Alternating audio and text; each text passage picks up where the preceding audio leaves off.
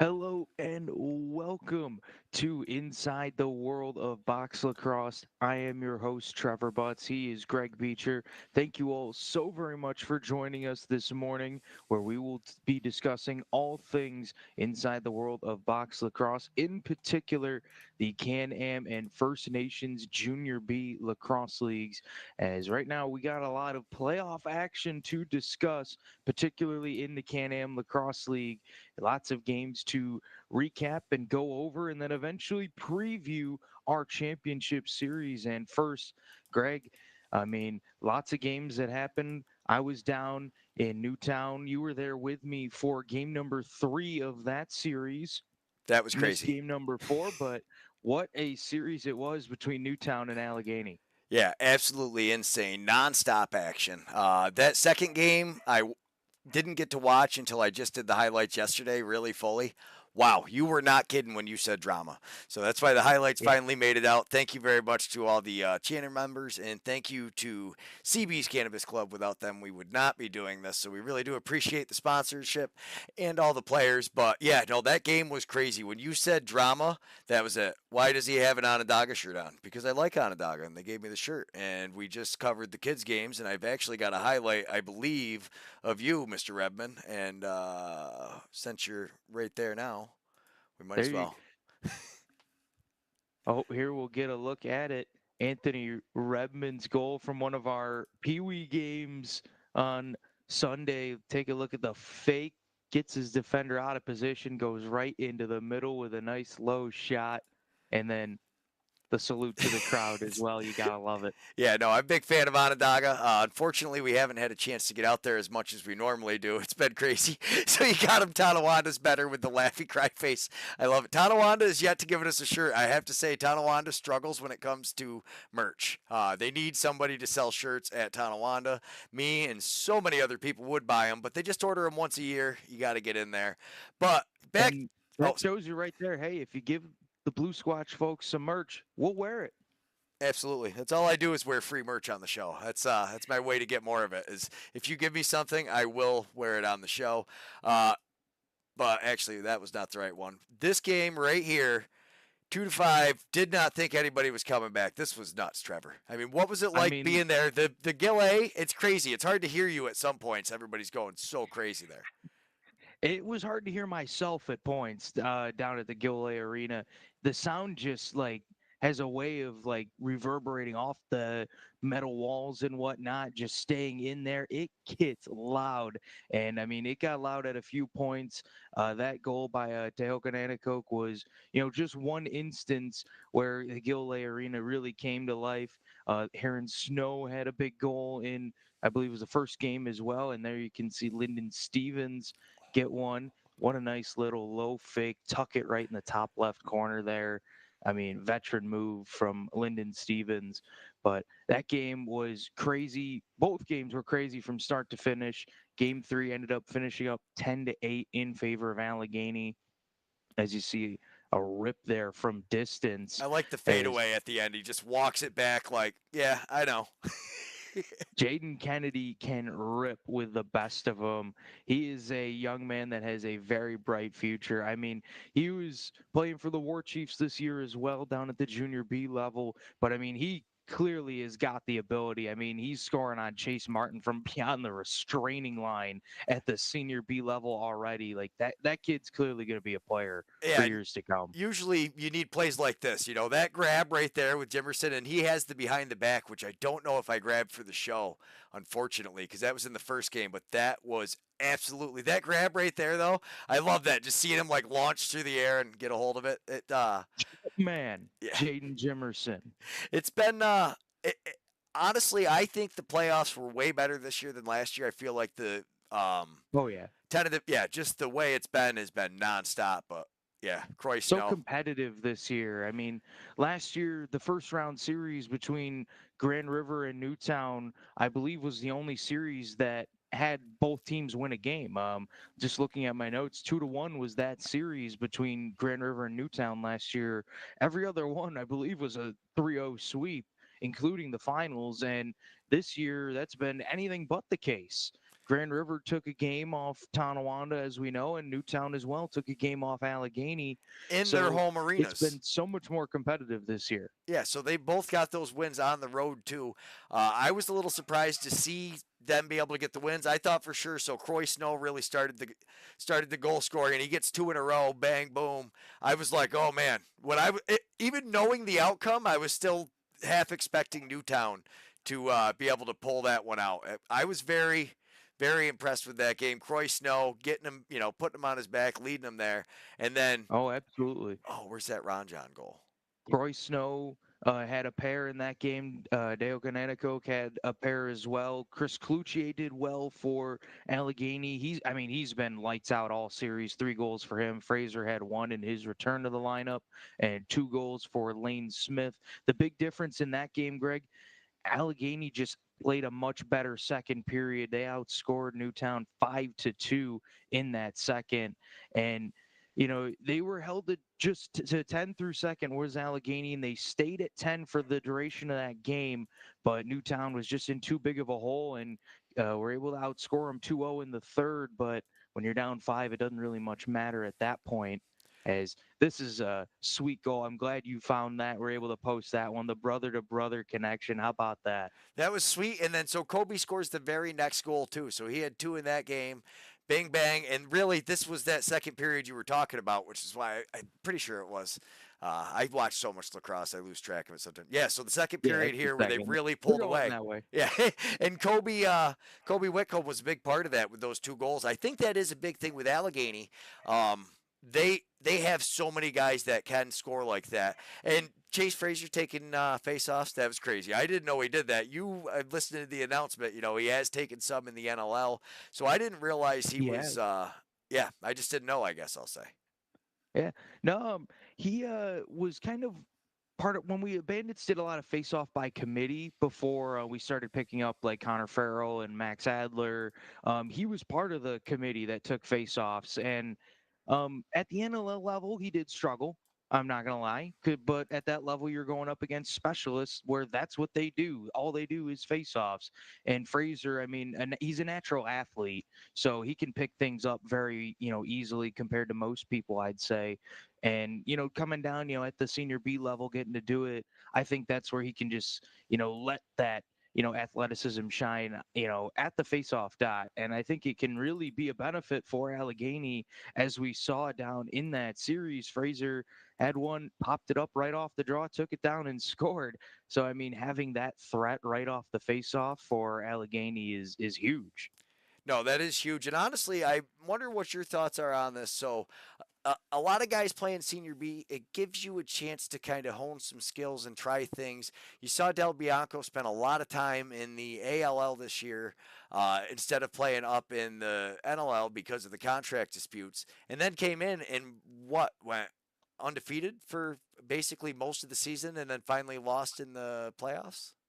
I believe, yeah, he was undefeated in the regular season, and then finally got taken down in the playoffs, by the world champion Buffalo Bandits. But yeah, Del Bianco, no, he's one hell of a player, and we saw him with Ladner at the senior B level for the last few seasons, I believe. At least I know last year he was leading the Pioneers, and I believe down when they won in Oakville as well. So he is somebody that has played at all levels, and he excels at everywhere he goes. No real surprise there. He is, I'd say the best netminder in the world currently, but down in Can-Am, that goalie battle that we had, Allegheny Newtown, though, Chase Martin getting the start in both games, Craig Seneca getting the start in both games, both of those guys really, played their hearts out, and I thought they really gave their teams, a good chance to win the games.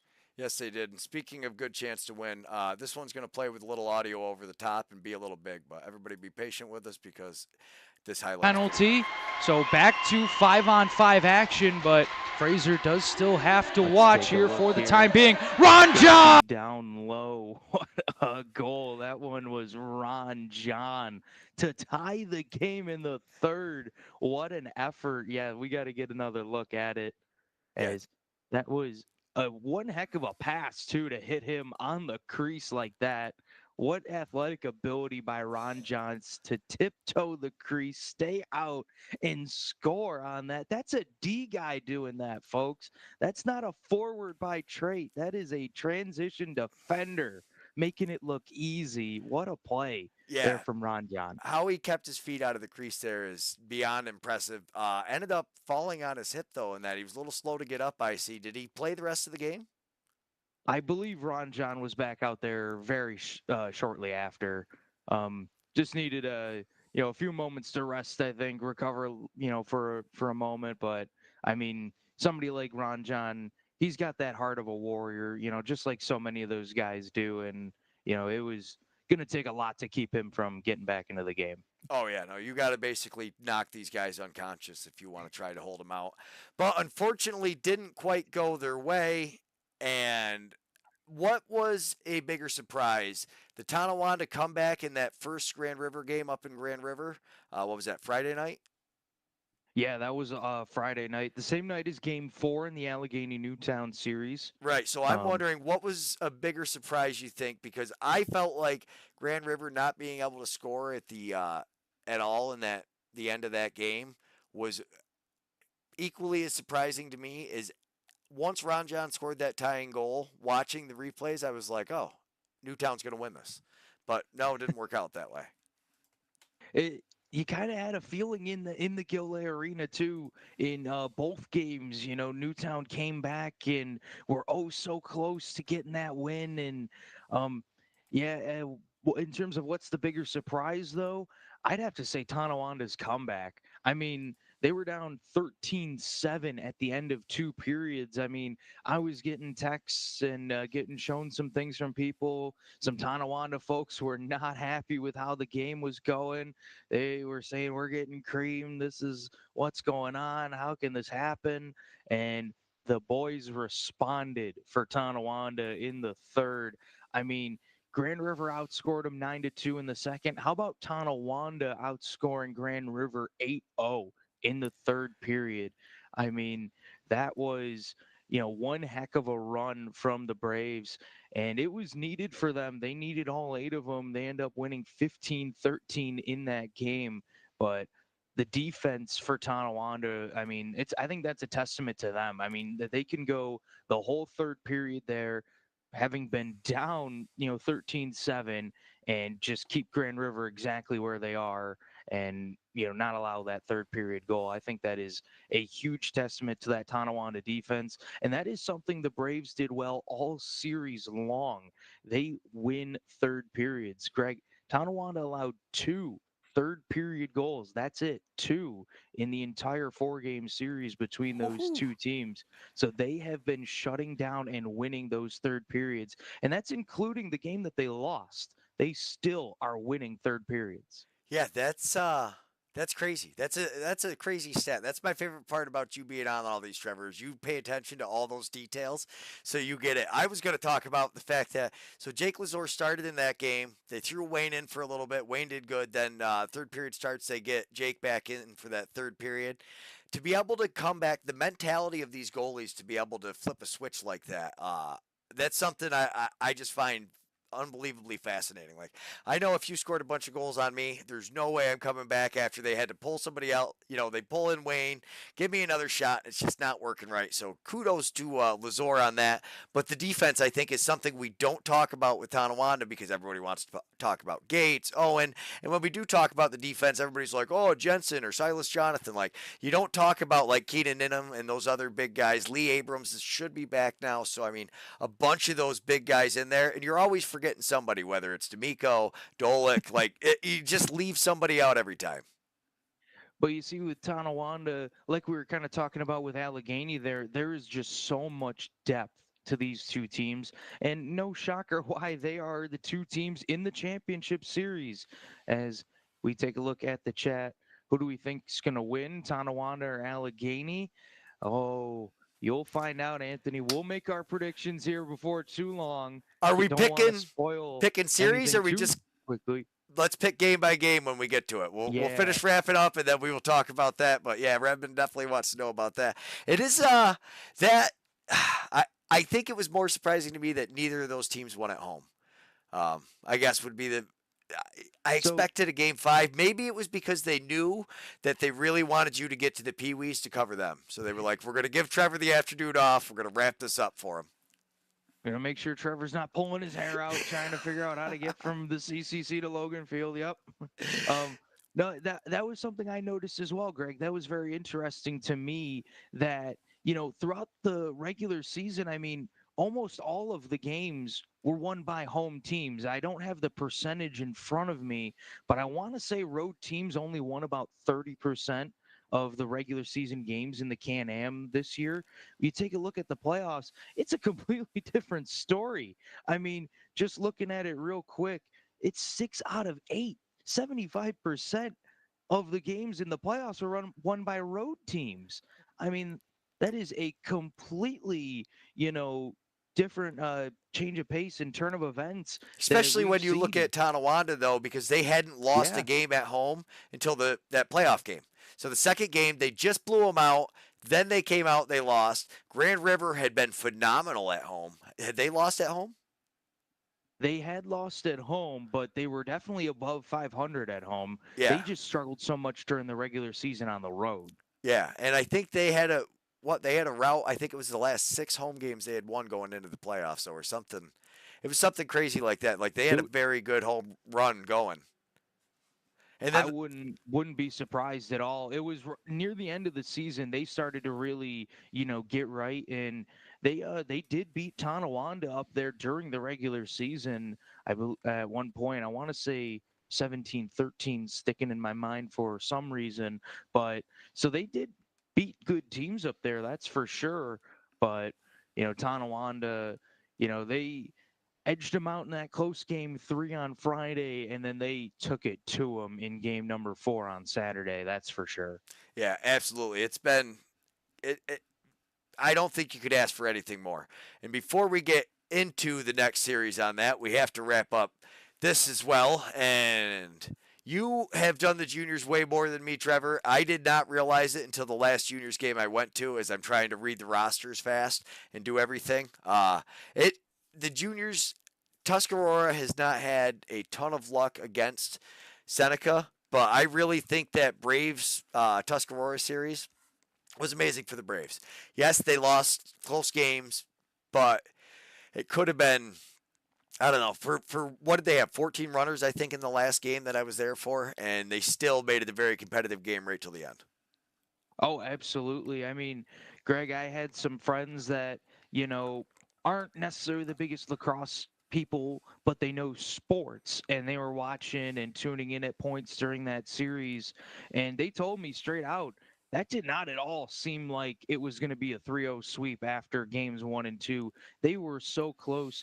I mean, just looking at my notes, 11-9 Tuscarora in game number 1, 13-12 Tuscarora wins on the road in game number 2, and then it was 17-11 in game number 3 to seal the deal and get the sweep. But like you said, Greg, I mean, Tonawanda was down, 14, 15 runners throughout, the duration of that game. And I was not there for that one. I had the senior game that night, but a lot of people were saying it was pretty much a 1 or 2 goal game all throughout. Yeah. And just Tuscarora kind of pulled away at the end. But I think that really speaks to the rivalry of those two teams. And, that classic Tuscarora Tonawanda rivalry. It really doesn't matter, in my opinion, what the records are for those teams. If it's a rivalry like that, the games are going to be close and competitive. But Tuscarora does advance for the first time in their history to the First Nations Junior B Lacrosse League Championship Series. I mean, congratulations to Tuscarora and their head coach, Randy Chrysler. I mean, I know they have put in a ton of work to get them to this point. They are a good team. Let's be real. The Tomahawks are a good squad. It's just this War Chiefs team is loaded from top to bottom, and I think they could be poised to win their record 7th championship. Yeah, so that game was within, Tonawanda kept coming within 2, but Tusky did a great job of responding every time they brought it to within 2. They would score again, make it a 3-goal game. Tonawanda would come back. Then towards the end, they kind of got it going. They had it tied, I think, or it was at least a 1-goal game. Then Tusky put their foot on the gas pedal. I think the amount of athletes they have on that team, they don't have. Yeah, everybody there can run, which is how the War Chiefs look as well. A very fast team. I think it's what you're going to need. I think if they want to beat the War Chiefs, it's really going to come down to how great can Tanyan Davis play. Like Tanyan's playing, and you also have Braxton Jones, who is Davy Jones's son. Didn't have a great first outing for him. Ended up coming out, but I don't know if you could really blame him. I think they were playing the War Chiefs. It is tough. So I think Tusky, it's like you said, a huge thing for them to get there this year. They definitely can win one game. I don't think it's going to be a clean sweep, but I'm not saying it can't be. I mean, the War Chiefs haven't lost a game all season, right? So they're trying to go for a perfect year, in its entirety, and that's really difficult to accomplish at any level, no matter who you're playing. To go undefeated through the regular season and postseason is, oh so difficult. And I don't think they're going to get there this year. I think the War Chiefs will win. That is my prediction, but I think it will be in 4 games. I think Tuscarora will knock off the War Chiefs in one of the games. I'm not sure which one, actually. I'll have to think on that one. But like you said, Greg, I think that's a great point about Tuscarora with their athletes. Like that is a team, they have a lot of athletes. They have a lot of guys that can run. They play a lot of field, but they're garnering a lot more of that box experience. And I think that's a Tomahawk team that if they can just build on this year, bring in a few more players, in the offseason, to compensate for whoever loses, you lose with people aging Jake out and whatnot. Gainsworth is going to be a Just huge loss. yeah, no Jake Gansworth. I mean, the captain, that is, not only a big loss on the floor for, his talent, but his leadership as well in the locker room. You know, I don't think Randy Chrysler would name somebody captain if they weren't a true leader. And that I think says a lot about Jake Gansworth. And if, especially if Tuscarora can get their senior team back, I think he'll be, a key cog in their operation if, he's at that time to age out. But if they can just bring in a few more guys in the offseason next year, I think they have a ton to build on this year, making this championship series for the first time. But in my opinion, I think it's going to go in the War Chiefs' favor. Yeah, I think they're going to win in Tusky. Is where I'm predicting. I'm hoping because we're going to be there. Yeah, game 4. So yeah, that would be at Cornerstone. Yeah. So, yeah, I think they could. Like I said, I really think it's going to come down to you need Davis to be hot and you need your offense to be hot because even if Davis is hot, I still don't think you keep the War Chiefs under 10. Like even if he So plays a difficult. phenomenal game, to try to keep them under 10 is going to be the hardest thing. Really, you kind of need your offense to make sure you're killing enough clock and not giving them that many offensive chances. So it will. You can't let them get a lot of resets. You can't let them get those extra possessions. And, just to your point about Tuscarora needing Tan Davis to play at his best. Well, the good thing for them, he's been playing his best lacrosse as of late. Tanyan, I thought, had some struggles at points during the regular season.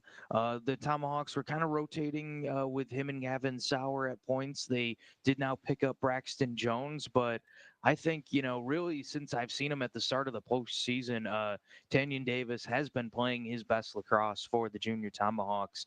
And if he can keep that going into the final series, I mean, and you never know, Greg. Anybody can beat anybody in the game of lacrosse. That is why, part of the reason why I love it so much and part of what makes this game so special. But I think if we were to make the prediction, I think the War Chiefs have the edge as they just have so much depth throughout that lineup. I mean, you got somebody I love watching in Brian Freeman. That guy is just built for this box lacrosse game. I know he's a good field player at GCC as well, but to me, he looks like just a natural out there in the box. I mean, Garen John is great as well. I mean, I even have Croy Snow as having played some games for the War Chiefs as well. We saw what he did with Newtown. And, oh, yeah, Jaden Kennedy killed it for the Golden Eagles as well. He can play for the War Chiefs. I mean, Bobby Stevens, Ethan Steeprock, here you go. Yeah, As this you'll kid. see Kennedy's rip again from beyond the restraining line. what a shot. Yeah, and if he's And scoring yeah, like he can that, still play juniors. yeah, that's what I mean. And so I expect big things for who does he play with? Is he playing for juniors or seniors if they play the same night? He doesn't have Ooh, to worry about it now, obviously, but say the finals come up and they got past it. it'd be Who's he playing it'd for? be an interesting dilemma. I think I might say, I guess whoever needs you more, whoever says that they need you more for that night, maybe the seniors, because just looking at the War Chiefs roster, I think they got enough depth that they could withstand that loss and still win the game. But and especially you got a chance to go up and play seniors. I think that Yeah. might be the move. What does that say for the talent level of the War Chiefs? So I mean, like that you could literally take a kid who, I mean, let's be realistic. We're all expecting him in the next few years that he's going to be on an NLL roster. Within 5 years, he'll be playing somewhere. I think as long as he can keep, where he's going, stay humble, and not become an idiot like so many of us young men do at that age. I don't think there's a question about it. So, and you can lose a guy like that and still win the game. So kudos to that whole War Chiefs operation. It's what they do best, I think, though, is bringing the talent in and getting all the guys there and putting it together. So, yeah, kudos to them. Oh, they are, some of the best talent developers, in the First Nations Junior B Lacrosse League. I mean, there's a reason why that organization has won 6 championships, and they just expect success down there. They demand it. It is, expected when you start your first 6 years in your franchise's history winning championships, going undefeated. It quickly becomes the expectation to win, and they develop talent like crazy. I mean, somebody just off the top of my head, Clay Scanlon, a guy who plays for Newtown, was a former war chief at one point in his Larson career. Sundown. Larson Sundown, just, I one think of the top players in the NLL. I think Zed Williams. I think Zach Miller. I believe most of the Haudenosaunee guys, with the exception of the Thompson brothers that we know of, like if they're famous enough that people know their names that aren't strictly involved in the Can-Am League like we are, I would bet most of them come out of that area.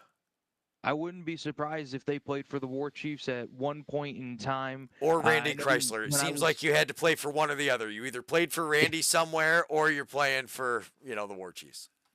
I know when I was down at the CCC for our Pee Wee games, there was a big banner in the corner that we got a nice shot of at one point of Zed Williams, honoring him for his PLL championship that he won back in 2020 and his NLL championship that he won in 2022. So I don't have the fact written down in front of me, but I wouldn't be surprised at all if he did play for the War Chiefs at one point, as there's a reason why they got the big banner up there honoring him, of course.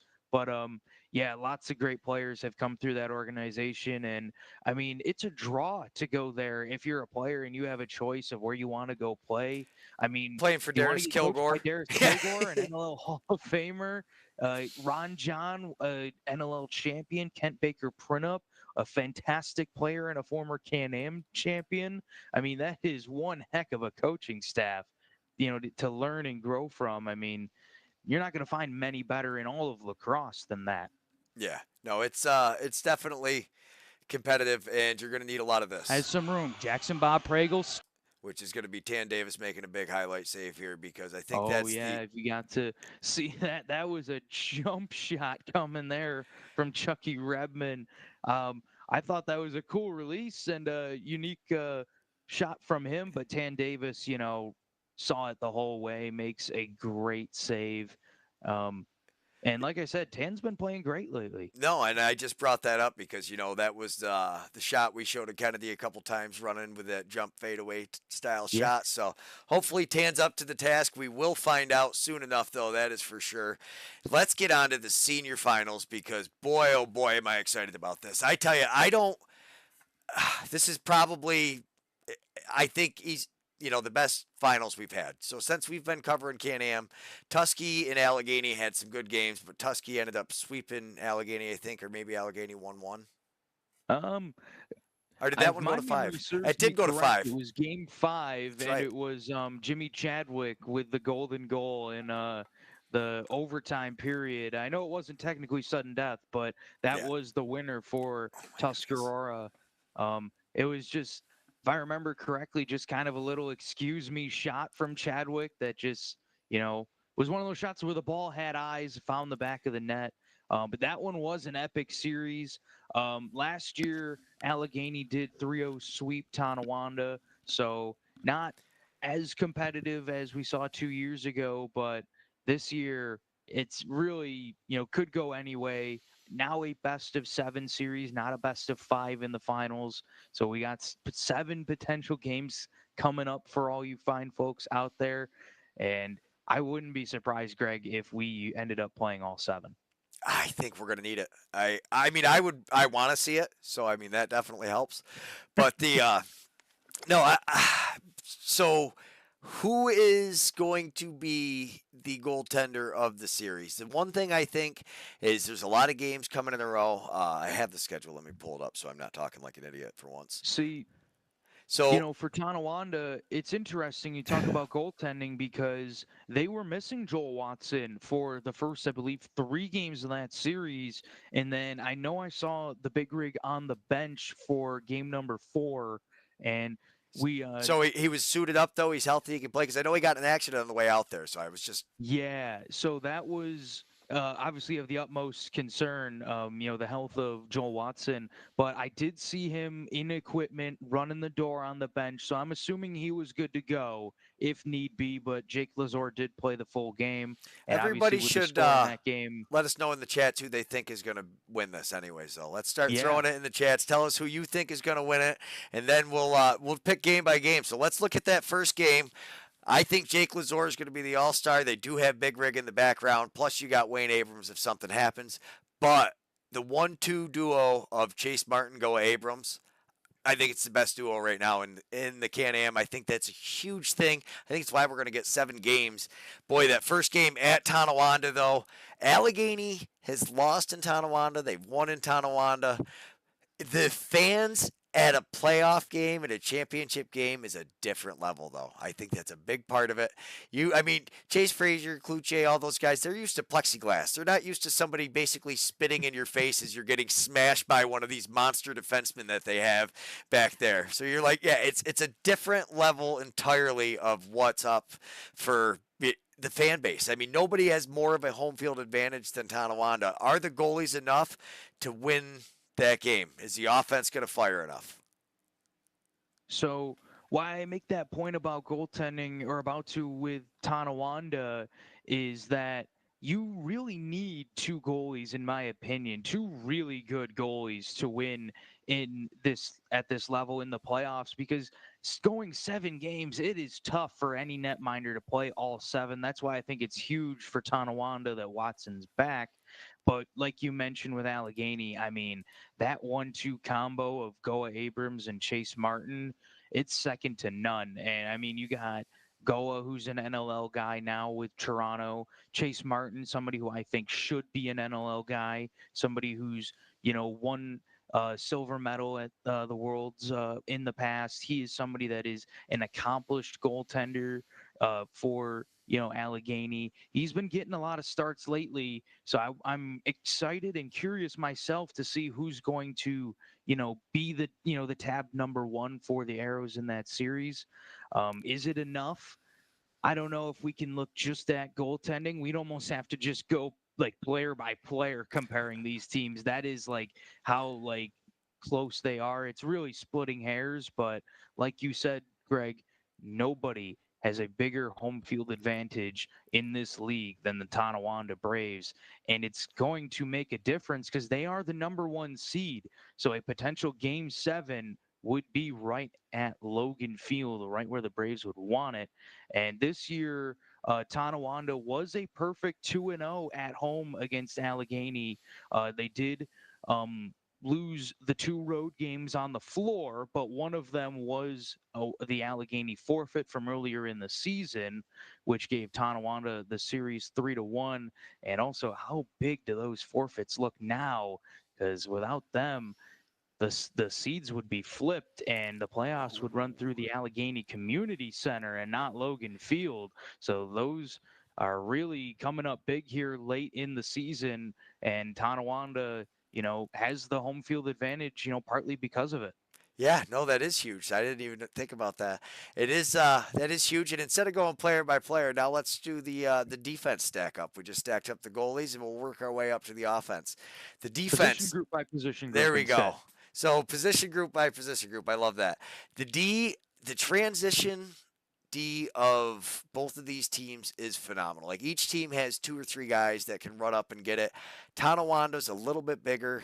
Allegheny though, that Billy D style, smack you in the mouth.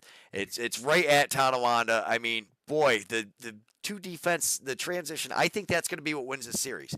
I think both of these offenses are going to score some goals, but I think the defense and the transition from the defense is what's going to win this series. And it's honestly why I give a slight edge to I don't know. In this first game, the first game at Tonawanda, I'm going to give the edge to Tonawanda. All those guys are home. They got smacked in the mouth last year. They played a great first game in Tonawanda, went down to Allegheny, and it did not work out. They couldn't keep up with the boys down there. So, that being said, I give the first game advantage defensively to Tonawanda.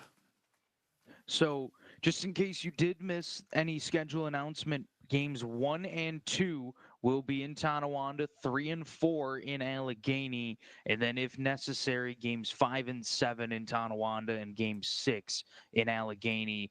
And then just talking about the defense transition guys, I mean, both teams, no shortage of them. Just looking at Tonawanda, I mean, we've seen Silas Jonathan get up the floor, in recent games. Anthony D'Amico, somebody that can do it. I haven't seen a lot of Dan Kritkowski lately, but he's on the roster and he's somebody that can really play. How about Jason Chiodo and his play? He's He been had on a fire. few big transition goals in the playoffs. He had the tying goal, I believe, in game number 2 to force overtime for Tonawanda. The game didn't go their way, but Chiodo, somebody that can really play. Corey Becker as well. I mean, just so much talent for Tonawanda going up the floor. And then, oh yeah, I mean, you got guys like Anthony Patterson and Zach Belter as well that can run the floor. And Belter, I mean, he's playing with another level of confidence on the offensive end of the floor. I mean, I said something in one of the playoff games, like I haven't seen him shoot this much, in a whole season of playing with the Bandits. And, he is shooting like crazy now. When he gets the opportunity, he takes it, but I don't mind him taking it. He's got a ton of power in his shots, and he can find the corners too. And if you've been checking out the Blue Squatch socials lately, you got to see him show off his athleticism in one of the plays as well, getting a goal, I believe, in one of the playoff games against Grand River. So he is somebody that really can do it all on the floor for the Braves, and that's kind of how they stack up, like transition defense wise. Looking over at Allegheny, I mean, guys, I mean, having a guy like Jeff Geddes being able to run up the floor, somebody like Patrick Timothy, who I haven't seen a lot of yet in this playoffs, but he's on the roster and he's somebody that can fly for sure. But I mean, how about Kyle Ganciorek for I was just gonna Allegheny? say game I winner in the mean, last one. gets the game winner. I mean, somebody who has kind of flown under the radar all season long, but has done a great job when he has been in the lineup. Plays his collegiate lacrosse for Syracuse, transferring down to Jacksonville for this next season. Ends up with the game-winning goal in the Allegheny Arrows win in game number 4 to seal the series, and that was in transition, a breakaway attempt for Ganciorek as he netted the game winner. And, if you can get Ganciorek to play as well as he has been lately, I mean, that is huge for Allegheny, especially because they also got guys like Frank Brown and Xavier Taylor that can play good transition defense as well. Yeah, no, they've been so it. We didn't even mention Corey Becker, I don't think, in that. And when you leave I out, did, I did oh, give did you? Corey a mention. I was gonna say if you leave out a guy like Corey Becker during it, that just again goes to state how well things are going. But like you said, there's guys like Kyle, and I'm not gonna try to. What is it, Ganciorek? That's what I've been going with. I guarantee you're better Unfortunately, I at it haven't than had the me. pronunciation guide, but I have been saying Ganciorek. So if it is incorrect, feel free to let me know, Kyle, if you are listening out there. But That's how I've been pronouncing your name. Yeah, I'll give it to you. I think you got to be right with that one. I seen a heart go up in the chat, so that must mean it's definitely right. But they, yeah, I don't. I think the transition edge, when you get to Allegheny and you start talking, Jimerson, George, and all those other guys that we haven't even mentioned, that it's really where the difference is going to be, I think. So, without further ado, let's get into this offense, which is what everybody wants to hear, anyways. Does Tonawanda? They don't have the name recognition that Allegheny does. But boy, do they get a lot of resets. They're a bunch of grinders. They're tenacious up there. I mean, the way Grennan fights for the ball is just, yeah, I don't know. He was one of my favorite players when it comes to the Firewolves. I honestly think him and Sturos not being on the Firewolves is why we missed the playoffs this year. I think he fits right in with Tonawanda. He's got that gritty, hard-nosed style. He's tenacious. The offense in the first game, I definitely give the edge to, you know what, every time it's in Tonawanda, I'm going to give the edge to them because they know what it's like to come off chain link. They know what it's like to come off those boards, to have fans screaming in your face, except for they'll be cheering for you. And when you get your face smushed up into the plexiglass, I give the edge to them strictly because of that. But I mean, obviously, you can't go wrong with whoever you pick. No, you really can't. But you know, like you said, Tonawanda may not have the name recognition that Allegheny does when it comes to their forward core, but man, oh man, do they get the results. And I mean that you can look first to somebody like Zach Terry, when you talk about getting offensive results, that guy can score. When he is on, he is going for 5 or 6 goals. Like there's just no other way around it. If he is on his game, he is scoring in bunches, and he did that in the series.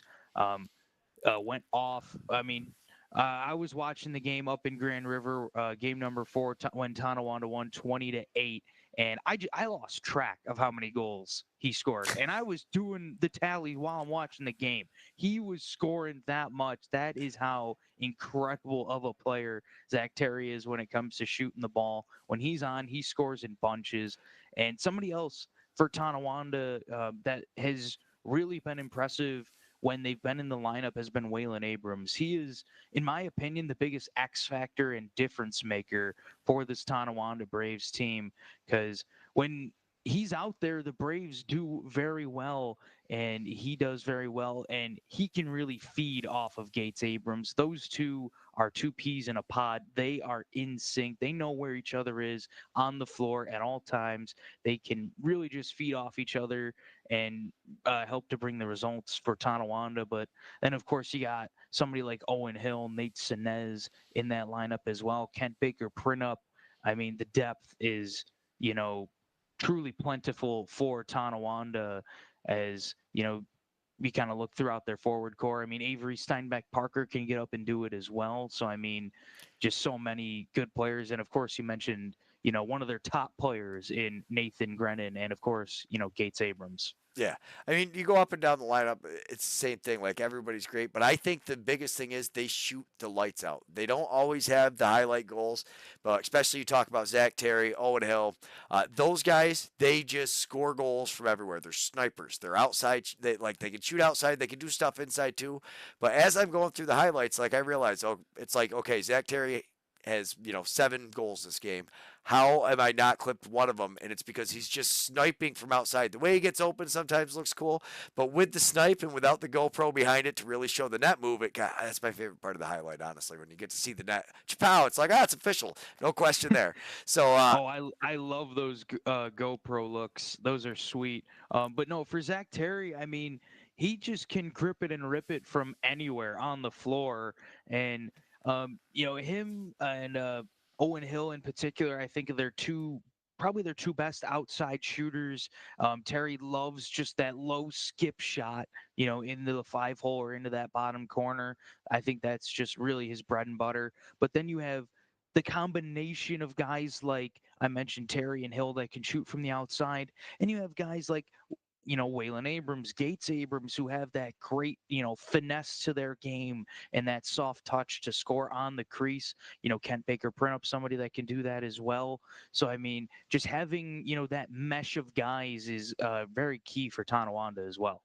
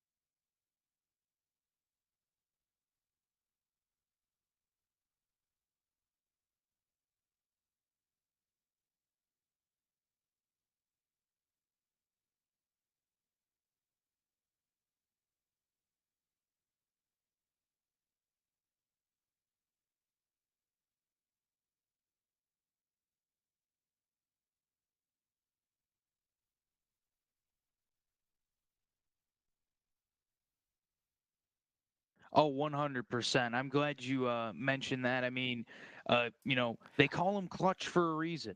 Chris Clutch Cloutier, he is, remarkable in the postseason My bad. as I was muted, so nobody else heard what I just said. So it was great. I'm sure it was amazing. Yeah, I got it now. oh Thanks, yeah. son. Charity's in the window, like, hey, nuts, turn your mic on. So yeah, my bad.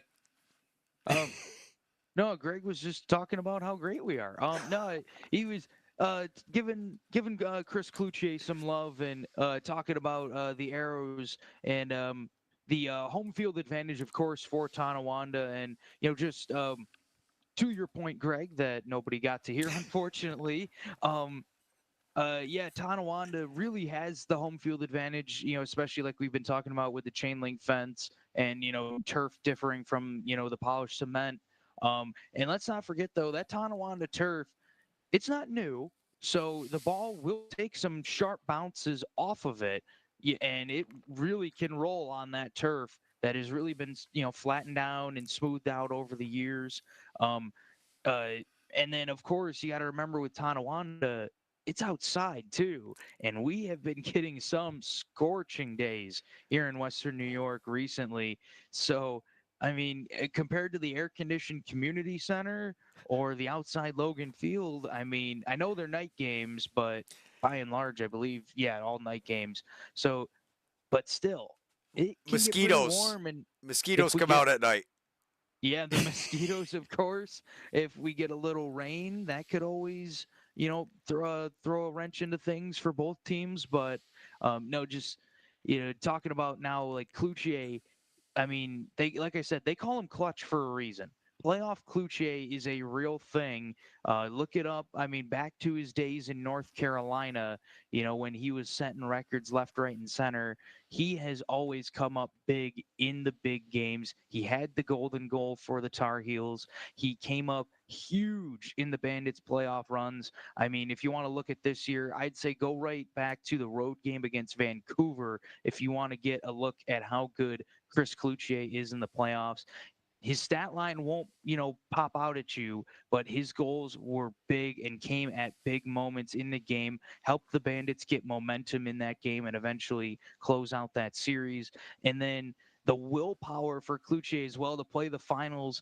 I mean, one of those days, his, foot wouldn't even fit in the boot. That's how swollen up his foot was. He was very hurt, but he said, we're finding a way. We'll miss this one, but we're going to find a way to play game 3 in Buffalo. He found a way out there and he came up big.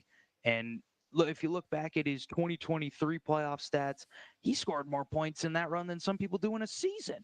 He was incredible for the Bandits in that run. He had sock tricks in games against Toronto. So, I mean, playoff Cloutier is a real thing. I had him at 5 goals and 2 assists at least in the clincher against Newtown. He, saying the offense, ran through him, really is an understatement. He is the integral central piece to that offense, and it really has looked that way throughout, these playoffs so far. 100%. No, I couldn't agree more. And that's basically what I was getting at. Is everything runs through him. They've got a lot of great supporting cast, but the clutchness of Cloutier is what I think is going to come in. And you really can't talk about clutch without Fraser. The way he can score those goals, like he's still trying that stuff.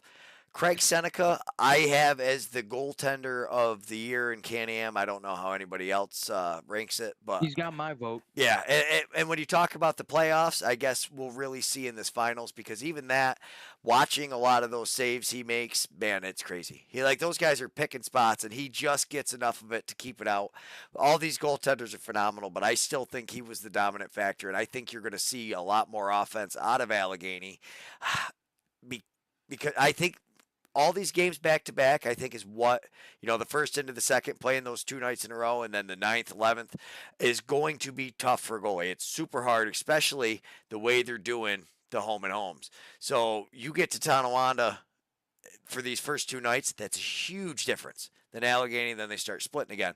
But weather is such a big factor. Can the goaltenders play up to it, at least in Tonawanda. Those goalies are used to it. So it might negate Kluch a little bit, but man, I like now we've got competing orange too. We see the Bandits fans sitting on different sides of the Can-Am teams and all their orange. Like we got Belter jerseys on one side, and you got Dehoka jerseys on the other side. It's pretty impressive to see how far it's come along. But we have been doing this for 50 minutes, Trevor. We try to keep it to 30. We were way off this week. Definitely wasn't happening. I mean, it's so exciting. I mean, we're talking playoff lacrosse. This is kind of what we, look forward to all season long. I don't know if we ever really got to make a prediction, I guess, game by game here. If you want to do that real quick before we wrap it up. We've both kind of been talking Tonawanda, saying they have the edge in, at home. I think they will take game number 1 over the Allegheny Arrows. However, I think game number 2, Allegheny will respond, and they will split the first 2 games and send it down to the community center tied at 1-1. Your thoughts? I will get out of it in 1 second, but we will have to pick a couple more because the next ITWOBL is after the 5th, so I need you to pick the Allegheny game as well. All right, we'll go through both of those games down. We'll go through 3 and 4. And well, you only got to pick 3 because Wednesday will be ITWOBL next week, so you only got to pick up to the 5th. We'll just do the first 3 then, and then August 5th, 8 p.m. game. Ooh, who's gonna win that one? Game 3 at the community center. I think Allegheny might take a 2-1 lead at that point, and they'll hold the advantage at that point, but.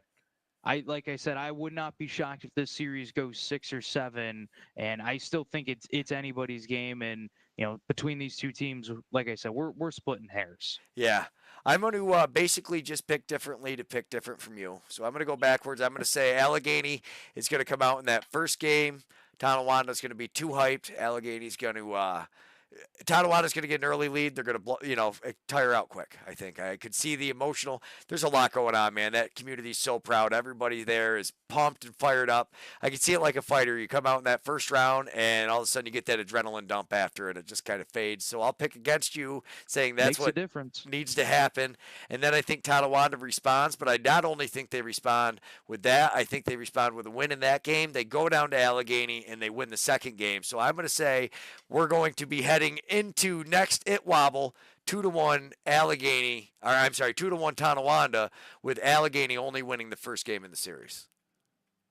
All right, so that is your prediction. Like I said, I got Tonawanda taking game 1, Allegheny getting 2 and 3, and then who knows after that? We will have to wait and see. I don't expect any team to be up 3-0 when we have our next show. That's not my expectation, but you just never know. In the sport of lacrosse, anything really can happen. Absolutely. Thanks so much, everybody, for tuning in. Trevor Butz, where are you going to be this week? You also got Bills games going on. You have a crazy schedule, so you will be at all of these finals, and we're still working out the Tusky Junior thing. Who's going to be where? Yeah, we're all trying to get to everyone. Put the pieces in place. But if there's a game going on, chances are you'll find me at it. So if you see me there, be sure to say hi, as I'm always around. And looking forward to these playoff games. Absolutely. Everybody follow T-Butz on Instagram. What is it? T-Butz82, right? Yeah, T-Butz82 on Instagram and Twitter. All right, perfect. Thanks so much, everybody. We'll see you next week.